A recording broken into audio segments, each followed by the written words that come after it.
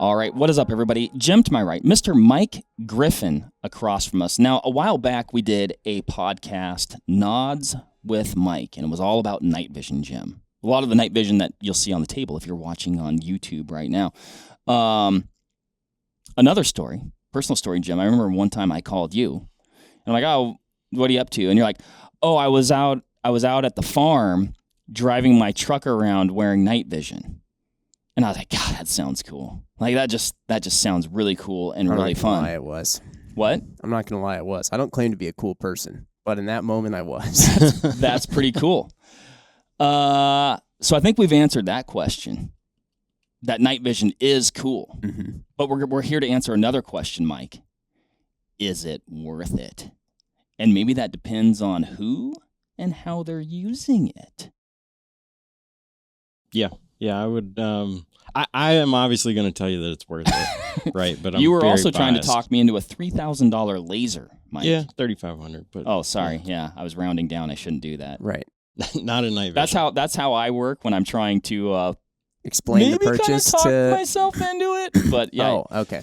You know, like, oh, it's 3, not 35. But either way, I don't think I'm getting it. Anyway, Mike, like I said, who are the types of people who need night vision? And that one group of those people could be you just want it. That's a satisfactory answer. Sure. Who does it make sense for? Is it worth it? How are people using it?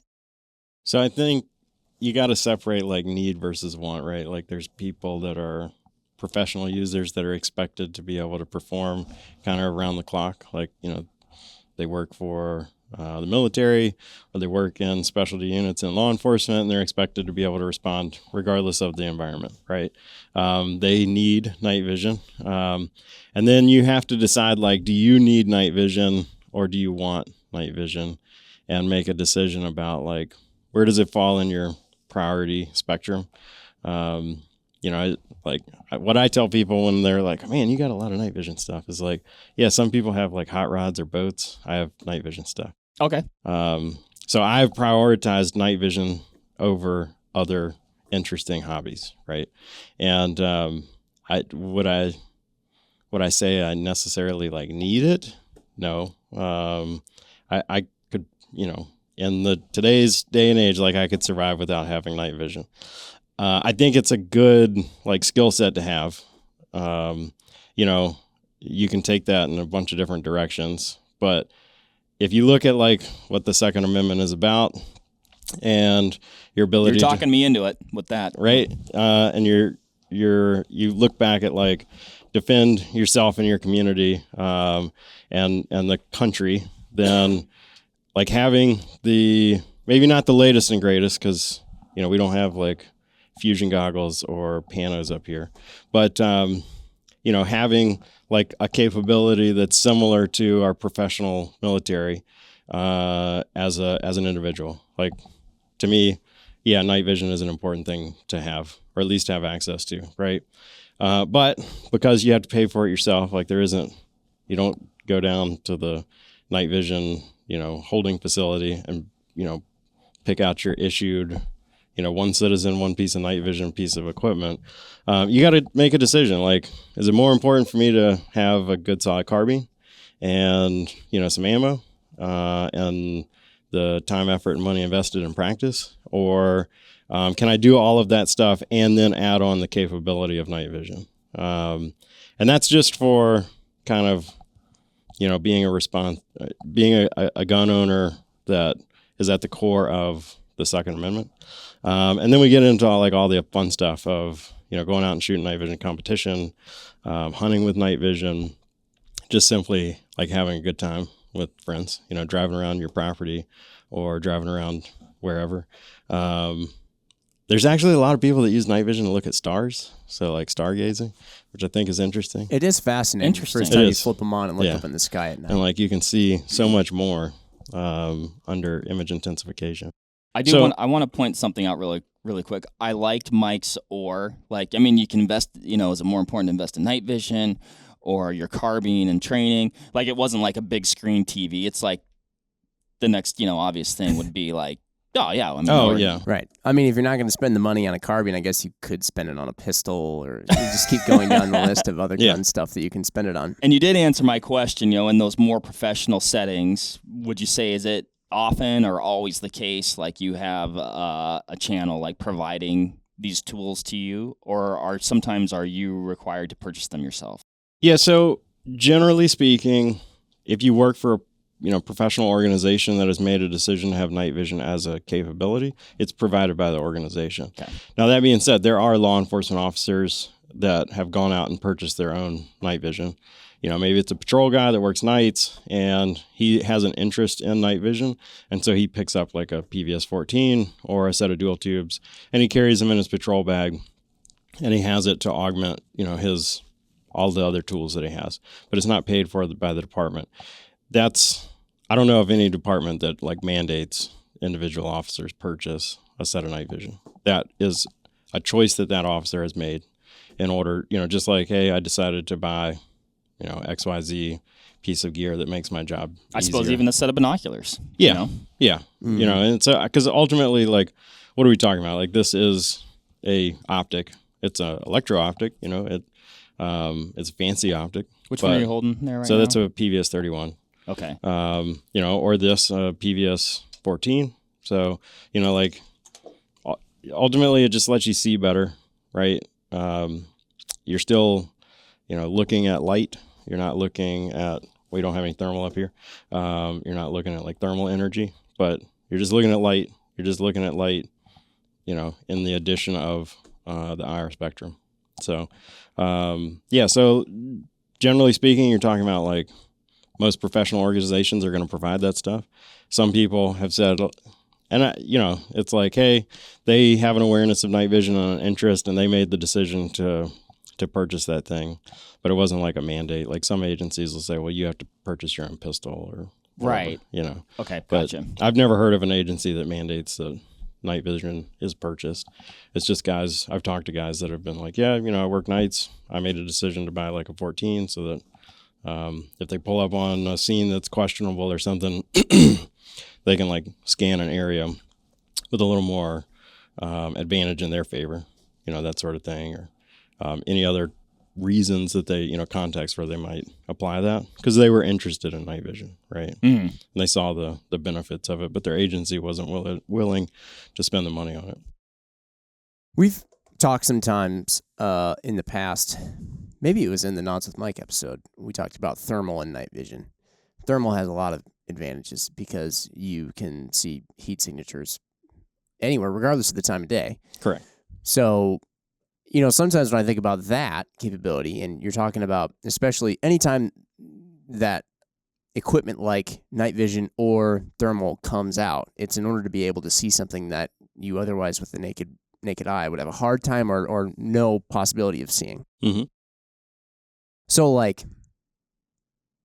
you brought up one thing that seems like pretty much the ultimate answer, which is like integrated, where it's thermal and night vision integrated. But if you're choosing the either or, sometimes I think to myself, I can go through in my head a reason why I would pick thermal over night vision, because I'm thinking like, if I'm hunting coyotes or something like that, which can be, even I would venture to guess, unless I had some crazy illuminator, it'd be hard to see a coyote even in the dark. Potentially. Yeah. Because if you're looking out at some field, and there's a coyote, unless it's like moving or unless you see the glimmer in its eyes or something like that with the nods, like it's kind of like gray on gray or like that, corn stubble color on corn stubble in a field or something like that. It still might be hard to see. Whereas if I pulled up a thermal, boom, there it is.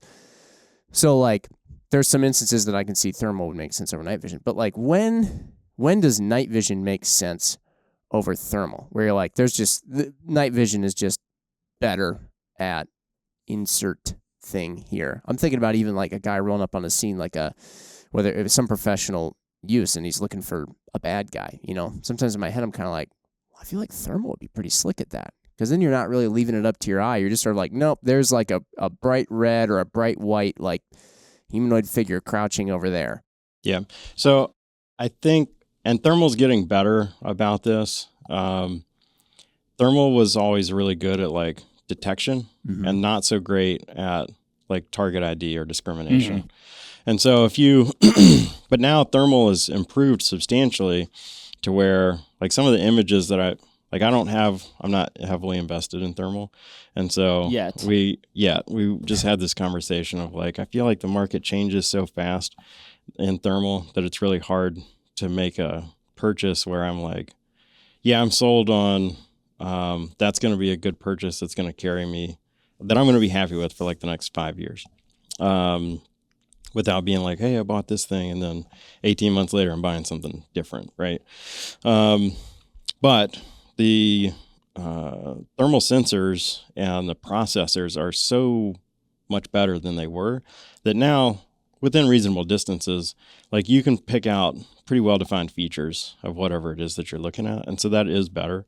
I think the thing that night vision excels at is the ability to like signal under night vision, but also interact with your environment at a little bit better pace. So what do you mean signal? So like I can't point a laser at something under thermal and have somebody, or I can't point a laser at something and have somebody under thermal see that. Does that make sense? Mm-hmm. Mm-hmm. So because if it's not emitting a heat signature of some sort, then it's just not going to show up. Even if it's a bright light, it's not going to show up. You would have to shine something at a target and it would have to create a thermal difference, either make it hotter or colder for the thermal camera to see what you're pointing at.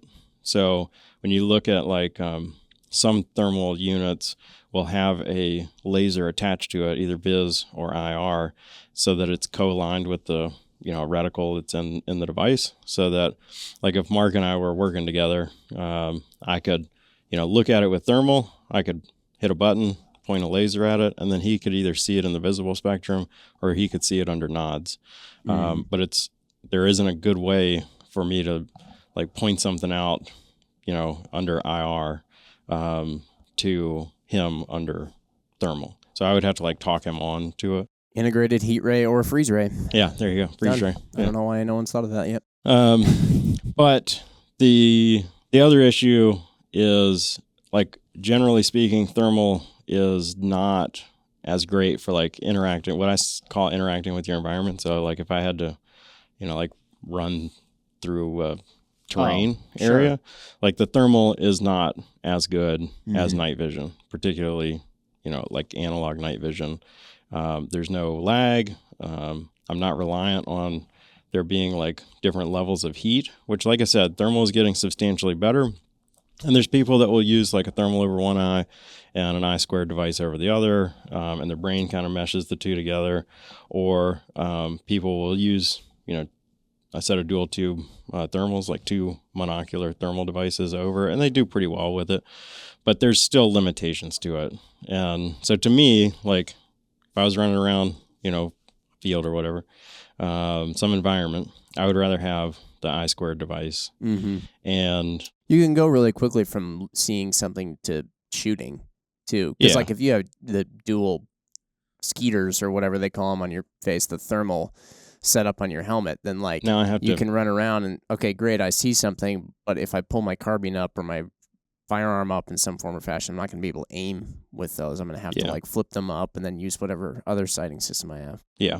And so I think like for law enforcement guys, it's kind of expensive to get a fusion device or a clip-on thermal imager. So, even if you were to get like a good quality PVS 14 and put like a Cody clip-on thermal imager on it, if you were to put like the least expensive thermal imager, clip-on thermal imager in the market onto a moderately priced 14, you're still like $7,000-$8,000 in, right?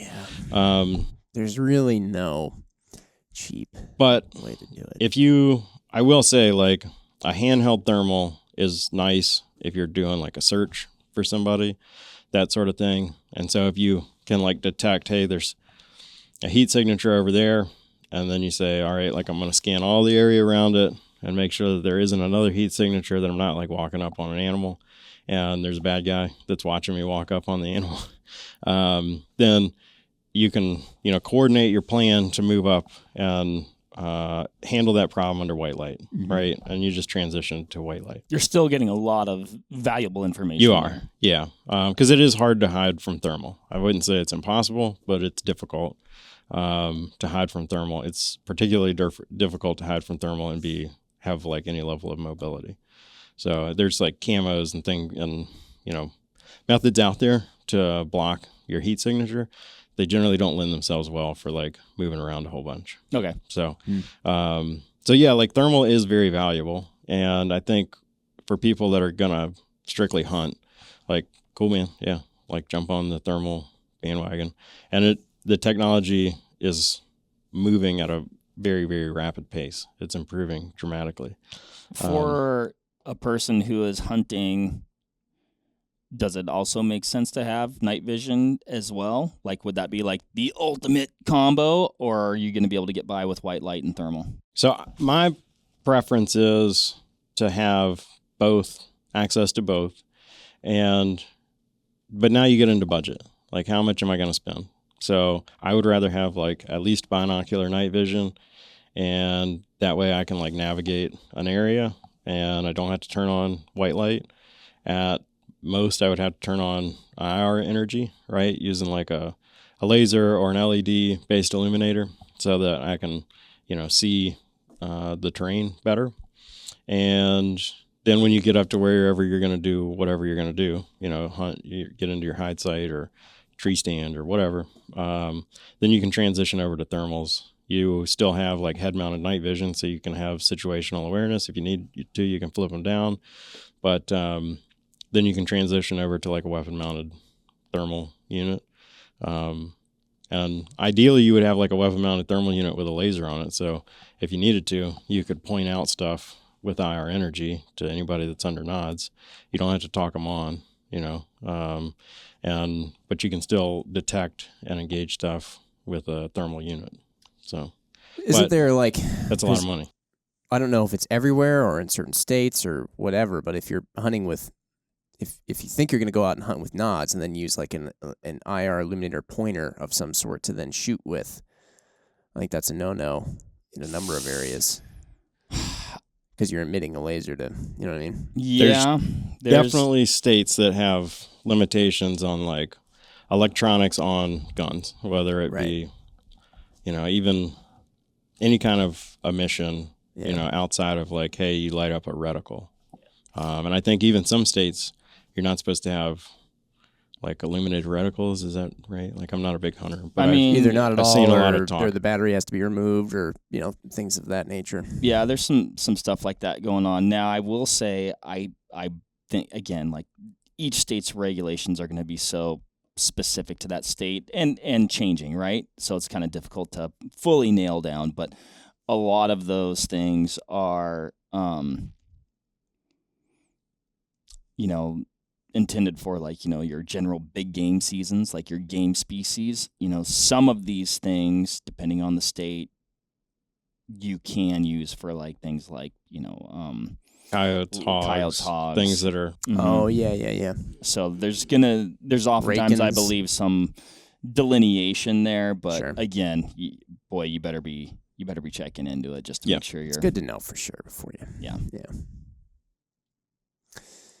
But yeah, I mean, we've talked about night vision, but of course, and this was all in the episode that we discussed, but night vision is made better significantly by having other accessories to go with it, like an illuminator of some sort, like an aiming laser, and that's where, I think that the person that, like, if you talk about the person that this is intended for, I mean, part of the other thing is just somebody who is, even if you fall within, I feel like the demographic of people that it could make sense to have night vision, you also just have to assess your own personality and interest levels and stuff like that. Because, I mean, Mike, you can attest, night vision, you don't just buy it and instantly know how to use it. No. Or you don't just like buy, or you don't like, you don't just figure out because you read the manual how to turn it on and where to put the batteries and then just start using it like you've been using it your whole life, Yeah.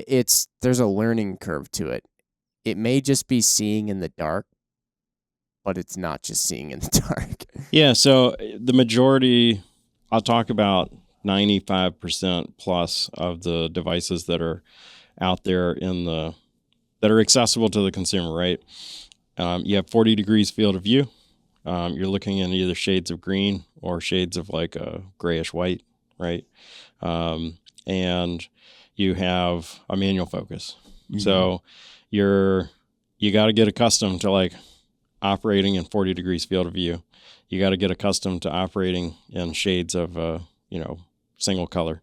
And you got to get accustomed to like, hey, not everything, very rarely is anything going to be in perfect focus unless I'm like starting a drill and I'm going to perfectly focus my nods to that drill and complete the drill and then be done. As soon as I turn my head, stuff is not in perfect focus anymore. You got to get used to having a thing sticking 4 to 5 inches off in front of your face, and you're seeing the world 5 inches in front of your face, not where you're accustomed to. So if you stick your head too far around a corner, part of your equipment is hanging out in front of that corner. If you get in and out of vehicles, it's easy to bang right. So it's just like I just think that that's important to mention, because I think some people will be like, I need to get nods, and then maybe they go out and they spend a bunch of money on it, but they don't realize that there's a level of training and just like practice. Getting used to it, practice that is involved. And if you're not into that, if you're already trying to just keep up on your training with a regular carbine and a regular daytime optic and stuff like that, maybe not the right time to just jump in all at once. Yeah, so I would definitely, we talked about it kind of at the beginning of this, like look at kind of what you want your path to be and what your purpose is in investing, time and effort. Maybe it's just you want to have fun. Like I have sold night vision to people that are like, yeah, man, like I want to have cool guy stuff, and they buy a bunch of guns and they buy night vision and helmets and all the stuff. And then I talked to them like 6 months later, and they're like, yeah, man, it's really fun to take that out on the boat and you can see all the stuff on the water and the stars and the whatever. And like that's 85-90% of their usage is taking it out on the boat with their friends and like showing their friends this cool thing that they've got. Like, okay, man. Cool, man. Like, your personal budget and discretionary income obviously comes into play there. Yeah. And like you said earlier, like, is it a priority for you? I do have a question. So like a lot of people interested in like home defense, right? Is night vision part of your home defense strategy, Mike? Is that something you keep at the ready with your carbine or pistol, or? I decline to answer that question. No, I'm just kidding. I didn't realize that was a personal. Do you have a master kill switch for all the electricity in your house next to your bed? Yes. That's really actually the first question. Then you ask. So I have night vision that's very close at hand when I'm at home, right? Like I don't generally have my stuff like, stored where it's very difficult to access, right? I don't store my stuff with like the batteries out and that sort of thing, because I probably put my hands on my night vision more than the average person, right? That being said, the guns that I have that are, if something were to happen, like if I went home this afternoon and somebody kicked in my front door, that gun doesn't have a laser on it, and I don't have a helmet with nods sitting next to it. Gotcha. I have a white light and a red dot sight, and that's it. Now, that being said, like this stuff isn't very far away. So if something were to happen, some people might have bigger. Their Snuggie, and their book light. It comes with a book light, and I didn't know if like Mike had a Snuggie and nods a set of instead. Nods. Yeah. So I wouldn't say that it's not possible, because I have lived in places in the country where natural disasters have occurred and we've been without power for substantial amounts of time. And I broke out my nods and a rifle that had a laser on it, and I could see everything that was going on in a completely pitch black neighborhood that nobody else could see. Particularly like, hey, generators are going off for the night. People are going to bed, and I have the ability to like look outside and see if there's anybody moving around, versus the people who turned all their stuff off and they don't have any lights on in their house. They don't have any lights on around their house. None of the grid is up, etc. And so when you think of the kind of traditional, breaking and entering and hours when people are normally home, I don't have the stuff laid out next to my nightstand.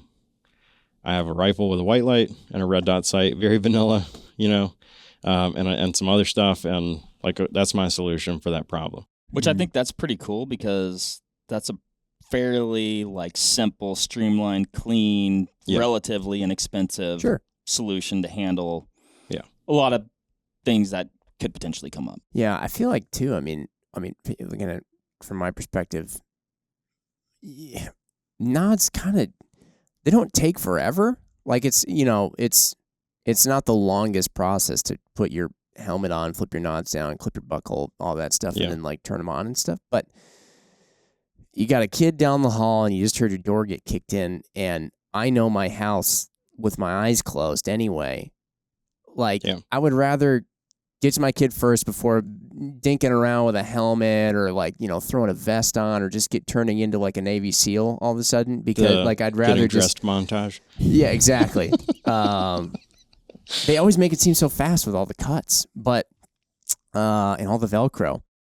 Trying to get that buckle. Damn, editing. I thought this was going to be And you got to get your boots on in a very dramatic, pull the laces tight. Take care of the important stuff. And then to Mike's point, I mean, if your equipment just isn't far away, then you can sort of get yourself to your, get yourself sorted first with the important stuff, and then focus on waging war or whatever it is you're going to do. So. Okay, quick question. We're already way over time. Oh, yeah, we've destroyed if a person said to themselves, yes, night vision is worth it, and maybe it's just depends, but what would be that first entry point? If I was going to get my first piece of night vision kit, I've determined I want this, I need it, or just want it, maybe you just want it, what do you go with first? I would probably go with either a entry level, so not the nicest, most amazing image tube, or a refurb unit. So I've recently seen more refurb units of the PVS 14 on the market. Sub $3,000. Some of them sub $2,500, and which kind of blows my mind because, I'd say 3 or 4 years ago, you could get that stuff under $1,500. But, I would get an entry-level PVS 14. I would spend the money to go ahead. I would try and find a dealer that would just sell me the unit and not all the GI, arm and that sort of thing. I would go ahead and spend the money on Wilcox mount and J-arm because it is superior, in my opinion. And then I would make a decision of is a ballistic helmet worth it to you or not? So I was talking to somebody recently. They wanted to get a helmet and a set of Ear Pro, and they were going to use it with nods. And I was like, yeah, man, which helmet are you looking at? And they said, well, just a bump helmet. And I'm like, okay. I mean, that's a decision. It's substantially less expensive, right? It's lighter, better ventilation. But do you ever envision a time where you might need the protection of a ballistic helmet? Are you going to train in a shoot house with a bunch of random people?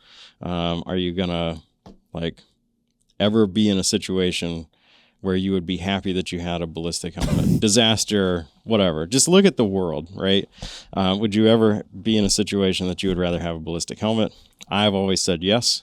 So I have always purchased ballistic helmets. Okay. I have some bump helmets that are night vision capable, but they're rope rescue, technical rescue helmets.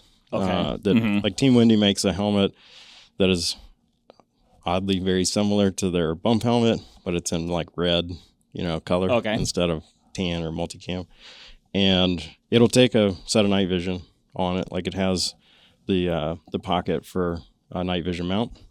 But I've always gone with ballistic helmets because it's hey, I'm just going to make the investment. I have the protection there. I'll suck it up the fact that it weighs more and it doesn't have good ventilation. it offers me protection. So like that's the determination you've got to make, but invest in a good quality helmet or a good quality way to mount night vision to your head. So I probably wouldn't do it for like a beginner because I don't want you to have a poor experience with night vision. But like this is the Cry skull cap, and there's a bunch of other companies that make very similar things. And I bought this long after I had ballistic helmets and that sort of thing. The nice thing about this is I can fold it up and stick it in a pocket or a backpack with all the mounting stuff with either a 14 or a set of dual tubes. It's very compact. So when I travel anywhere within the United States where I wouldn't violate ITAR issues, I have at least this setup right here. Okay. So PVS 14, the J arm, the mount, and a skull cap. I have at least that, and I can stick that in a pocket and walk through wherever until I need it, and I can throw it on. So like I just recently went on a trip to the Northeast, and I had that in my backpack. I walked around the city all day, and mainly because I didn't want to leave it at the hotel before I could check in with my bags. But, you know, I had it the entire time. I didn't have any weapons or anything that would be obvious as a weapon, but I had the ability to like see in the dark without becoming a obvious signal to others. Mike, So, I've got another personal question. okay. Are you scared of the dark? A little bit terrified, actually. So There, now it's out. Okay. yeah, it's out. You figured me out. Maybe that's. Are you scared of the dark? If yes, Yeah, night spend all vision your is money worth on it. night Get some stuff. So I just, every time I think about like these conversations, I think about that old saying, in the land of the blind, the one-eyed man is like king or whatever. Sure. And it's like, hey, here's the deal. If I can see and other people can't, then I have an advantage on them. Now, night vision is becoming more and more prevalent, which is a good thing, but it also means that like more people have that resource to be able to see. Sure. But Kinda it is, like evens the odds a little bit. it does, Yeah. you know, but I will also say like the improvements within the product have grown substantially just in the last 5 years compared to like when I got into night vision in the early 2000s. It just stagnated and was, you kind of saw the same stuff for 5 or 10 years. And it wasn't until I'd say like the early 2010s, right, that stuff started picking up in the commercial market and development of things really ramped up. And some people might say, well, we were at war for a really long time, and certain end users in the military were like, hey, we want this, et cetera. And things were making changes. But, you know, if you look at, so this is a commercially available housing. Like that's a pretty awesome housing. If you handed that to somebody that was in the, you know, military in like 1999, they would think you just handed them something pretty amazing. Yeah. And they were happy to have this, you know, PVS 14. You're referring there to the DTMBS? DTMBS versus a PVS 14. I don't have like a PVS 7 on here, but you know, like there's been a lot of stuff that has occurred and improved, and that's strictly because more, in my opinion, I think a lot of those advancements came out of more consumer involvement. Okay. So Interesting. not Cool. just strictly military end users and them pushing for, you know, better functionality, lighter weight, et cetera. That absolutely had an impact. But when you look at like all the consumer involvement in the night vision space, it's really driven, you know, advancements in particularly the user interface, less so the image intensification tubes. I think a lot of that came on the, you know, military side, but the user interface, housings, mounts, those sorts of things. When the consumer market gets involved in stuff, it usually gets better Yep. more quickly, I will say. That's what happened with ARs. Yep. And that's Yeah. what's happened with optics. And, I mean, I've granted people, like the consumer market has always gotten involved in optics, but like tactical-oriented optics, that happened. You know, I Mhm. mean, it's just, it's pretty interesting when you get people who, I don't know. It's like a combination of just people who are just passionate about stuff. It's their hobby, and they just keep tinkering and tinkering and tinkering. And Most of the time when you're a regular consumer, of course, you're able to tinker while not being shot at. And so you have a little bit more time to think about like really, really specific and little tiny details. So, yeah. Well, and I would assume that the variety of situations that consumers are using, things like this in kind of help that development too. It's like, oh, we wouldn't have thought about using it that way, but maybe there is an application, I mean, just some interesting crossover there. Jim, the 10-minute shot, the shot clock screen. It just turned off. It's gone. It's gone. It's gone dark. Maybe we need a little night vision to get that thing to see it, to be able to see it. The clock doesn't go to that. The odometer rolled over. Yeah. The good news is I've got another question though. Okay. I'm not surprised, Mark. We talked about this beforehand. You had a whole list of questions. I said, Mark, this is a 10-minute talk. And you said, okay, we'll just do like one. And you just, the longer that clock was going, I could just tell the more you were just like, screw it. I've barely even talked. For a person who says, boy, I think night vision is worth it to me, I'd sure like to try some night vision. Maybe I want to further, I guess, define whether I do or don't need it. Or maybe you've defined that, gosh, I don't have the funds for it, but I'd like to do some work with night vision. Are there any creative ways a person can test these things out, Mike? Yes, and this is part of greater consumer involvement. For one, you can always come down to Vortex Edge and take a class. I thought I could bait you into that one. Well done. We will loan you gear. It's free of charge. You just have to pay for the tuition to attend the night vision carbine class. What's that about run a guy? Generally, no hard numbers, but it's around $500 for 2 days. For 2 days. Okay, it's a silly low price.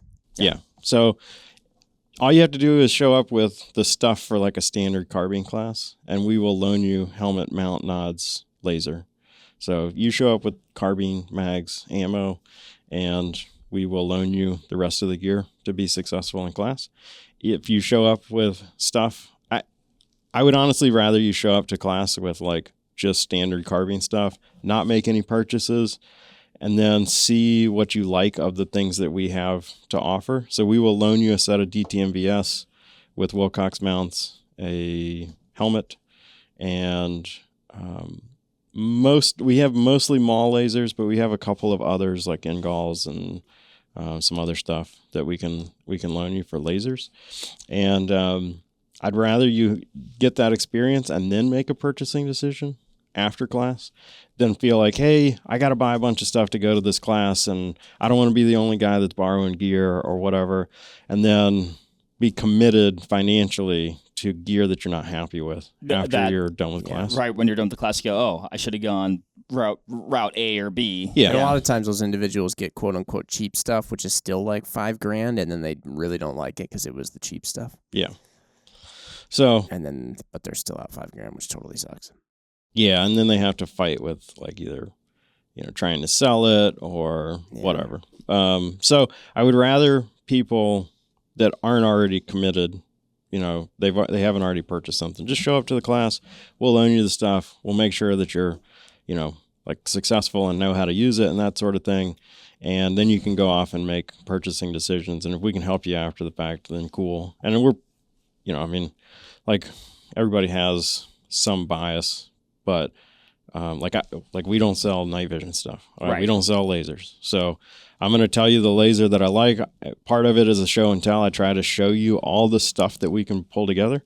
And that way you get to see, many different things, many different lasers, many different, types of image tubes, et cetera. And that way you can go off and make an educated decision. To my knowledge, we're the only people that advertise, hey, you can come and get use free gear. There's other places that will. So the other option is train with other companies. They'll potentially rent you stuff. And then becoming more common is like night vision events, and you can show up and it's like a demo day or a demo night for night vision. So you get to look at like clip-on devices, helmet-mounted devices, lasers, etc. Maybe there's a little competition component to it. You shoot like a nighttime match, and there's a couple of dealers there that'll show off gear, that sort of thing. Oh, Those cool. are becoming more prevalent. And so if you want to get into night vision, or you just want to like play with the stuff and see the stuff, look for a night vision event in your area. I'm not involved in any of them, as like a vendor. I don't know that Vortex sponsors so much stuff. It's hard to keep up with all the events. I don't know that we sponsor any of them to like point them to, but like I see them on social media, and you'll probably see me at some point.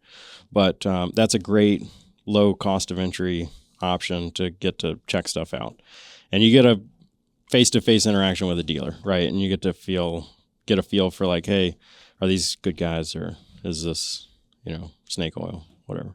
So I think that's the other option for getting to check this stuff out. Cool. Well, there you have it. Is night vision worth it? Yes. Mike says yes. And I'd say overall, after we've, demolished the 10-minute talk shot clock here, it's up to the individual. It's up to you. But then there's some really cool ways to try it. Maybe that's even enough. Maybe that'll scratch the itch. I don't know. Yeah, it's a really hard question to answer. I mean, it comes down definitively. For so many things. It's like, personal budget.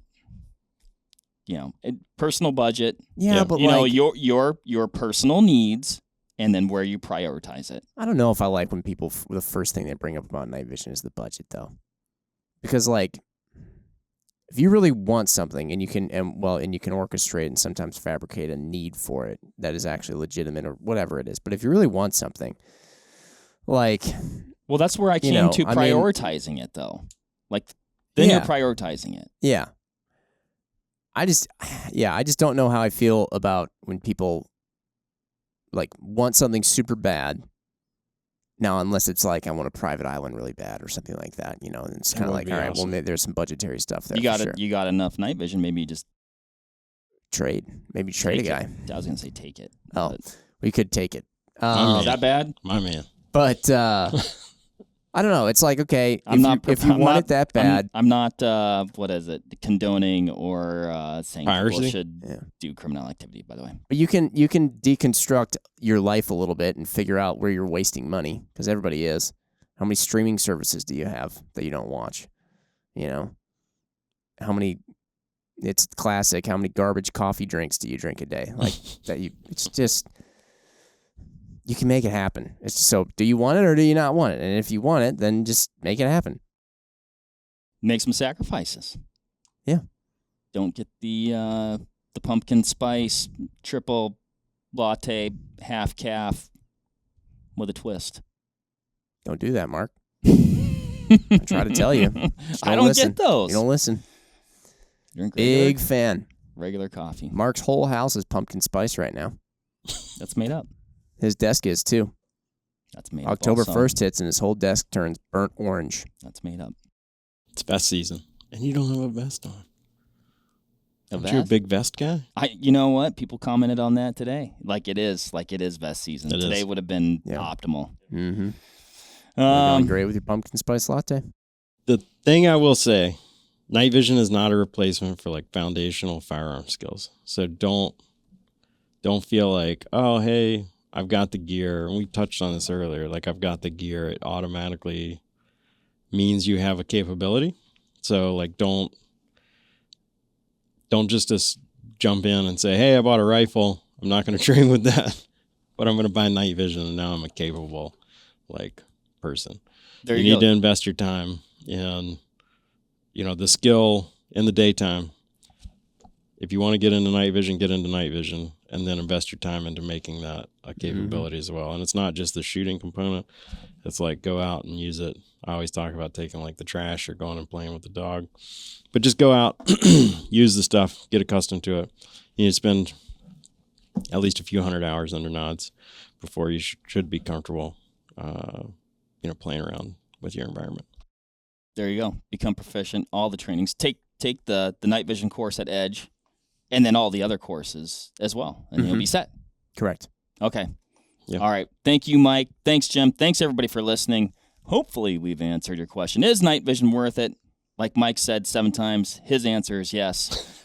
What's your answer? Let us know. We'll catch you on the next one. Bye. Bye.